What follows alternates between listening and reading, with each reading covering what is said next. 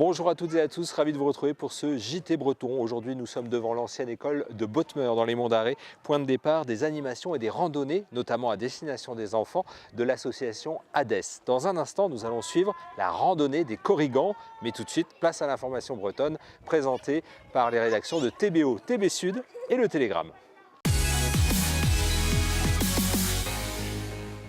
Des traces d'ADN trouvées dans la résidence incendiée de Richard Ferrand, à Mautreffe, dans le Finistère. Une semaine après la découverte du sinistre, les experts de la gendarmerie ont récolté un indice précieux, même si cet ADN n'est pas identifié. Selon les premiers éléments de l'enquête, le feu a été allumé à l'aide de carburant, de pneus et de bois. Une deuxième plainte a depuis été déposée pour des messages haineux sur les réseaux sociaux.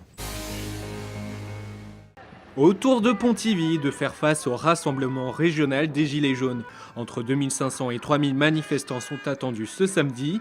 La mairie a pris des mesures de précaution et l'Union des commerçants demande de fermer boutique dès 14 h. Si vous comptez vous offrir la villa des Goélands à Pamar, il faudra débourser au moins 786 000 €. Le bien d'exception vient officiellement d'être mis en vente sur le site d'enchères Agora Store. Ça ressemble à une bonne affaire pour cette demeure de 3500 mètres carrés avec vue sur la mer, mais le propriétaire, la ville de Courbevoie, a tout de même chiffré le coût des rénovations nécessaires à 8 millions d'euros. Les plus petites bourses, entre guillemets, peuvent toujours s'offrir une île privée à 3 millions d'euros à Perros-Guirec, le fort bloqué à Pleumeur ou un blockhouse à 360 000 € à Saint-Malo. Un trio de Bretons pour transformer la bourse de commerce à Paris. François Pinault a annoncé ce vendredi avoir fait appel aux designers finistériens Ronan et Erwan Bourolec pour concevoir le futur mobilier. Une fois le chantier à 120 millions d'euros terminé, la bourse doit accueillir en 2020 une partie de la collection d'art du milliardaire rennais.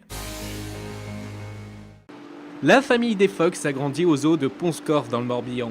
5 veaux marins ont découvert leur nouveau bassin ce vendredi. La semaine prochaine, c'est un zèbre femelle qui rejoindra le mâle de l'établissement. Avec ces nouveaux arrivages, le zoo reprend du poil de la bête après la grave crise de 2017. C'est à Dinéol, dans le Finistère, dans une exploitation bio que la journée marathon du Premier ministre débute. 1 heure de tête à tête avec une dizaine d'agriculteurs inquiets sur l'avenir de leur profession. Et j'ai eu un échange passionnant avec des gens qui sont fiers de ce qu'ils font, qui veulent expliquer ce qu'ils font, qui ont parfaitement conscience qu'ils doivent faire face à une compétition mondiale, qui ont parfaitement confiance qu'ils doivent faire évoluer leur façon de produire.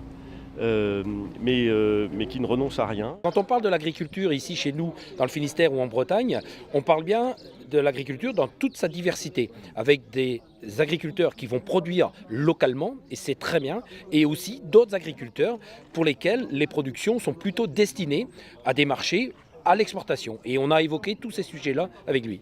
À Pleumodierne, c'est devant un parterre d'élus et de chefs d'entreprise que la visite du Premier ministre se poursuit. Si l'emploi est au cœur des discussions, les élus n'ont pas tardé à mettre sur la table les sujets locaux. Loi littorale et désertification des bouts ruraux ont occupé une partie des échanges. C'est une rencontre hors du commun. Quand le patient rencontre le chercheur qui lui a sauvé la vie, Jérôme Hamon, un Finistérien de 44 ans, est le seul homme au monde à avoir été greffé 2 fois du visage. Après le rejet du premier greffon reçu en 2010, Jérôme a subi une seconde greffe de la dernière chance.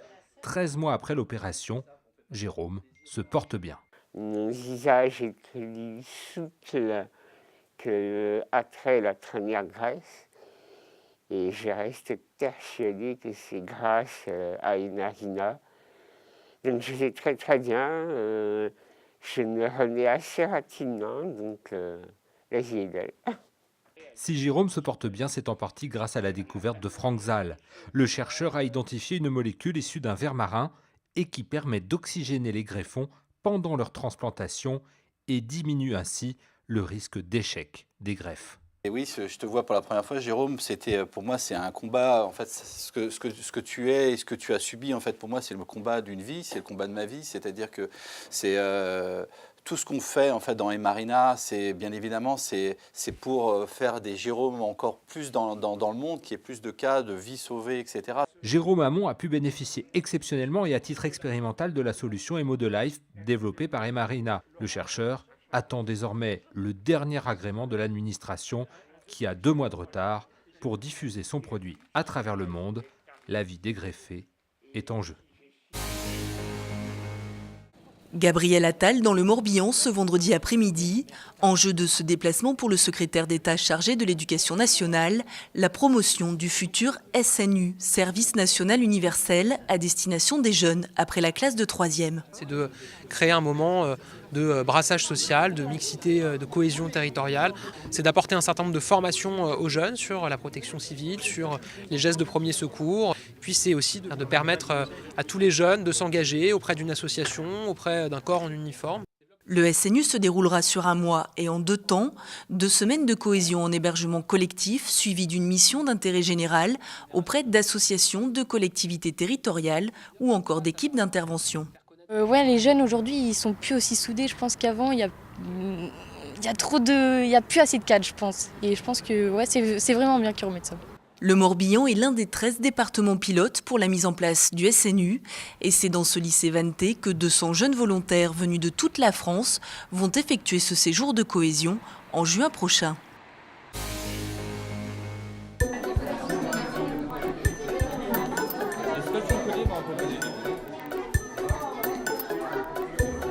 Raphaël, est-ce que tu peux nous expliquer ce qu'il y a dans tes mains? Un bateau pour le carnaval des Korrigans. Et où est-ce que tu vas le mettre, ce bateau? Sur l'eau, que les Korrigans gagnent la course et qu'ils ne tombent pas dans l'eau à cause du kraken. Ah, c'est quoi le kraken? C'est une pieuvre géante. Bon, bah écoute, on te souhaite une bonne randonnée alors. Merci Raphaël, à tout de suite.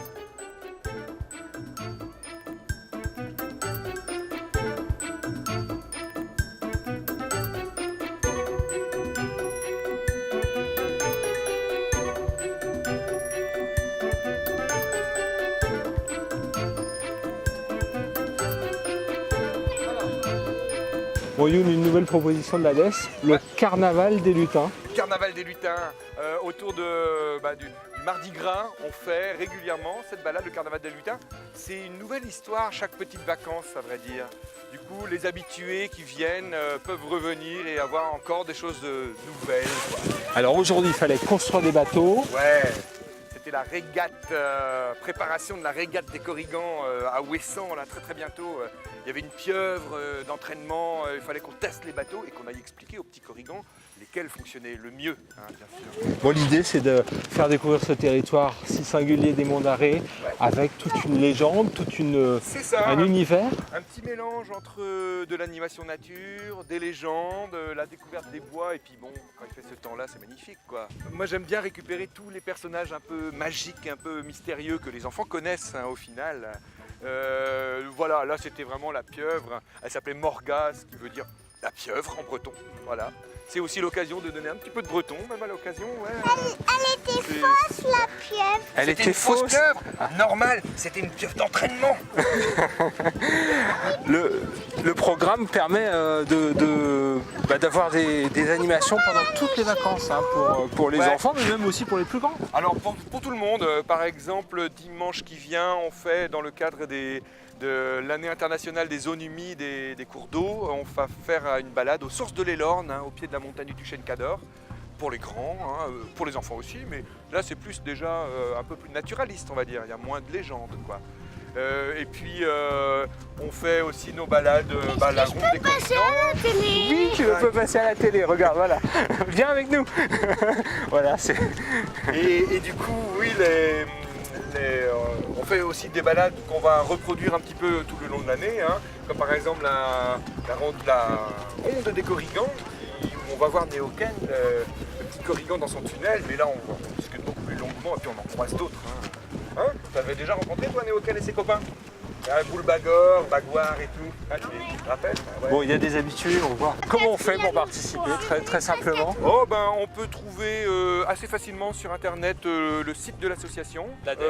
Oui, alors ça s'appelle arrêt-rando au pluriel.com. Vaut mieux quand même appeler et réserver en avance. Bah, oui, pour que tout le monde puisse participer. Et oui, des fois on est un peu victime de notre succès et puis on aimerait bien avoir quand même des groupes sympa, mais à taille humaine quand même. Ça marche. Merci Voilà. beaucoup. Eh ben, c'est un Youn. plaisir. On rappelle l'ADES, donc du coup, qui propose pendant toutes les vacances et même hors des vacances, des activités ici dans ce territoire magique des Monts d'Arrée. Merci beaucoup de nous avoir suivis. On se retrouve la semaine prochaine pour de nouvelles propositions et toujours de l'information ici en Bretagne. Merci beaucoup. À très bientôt.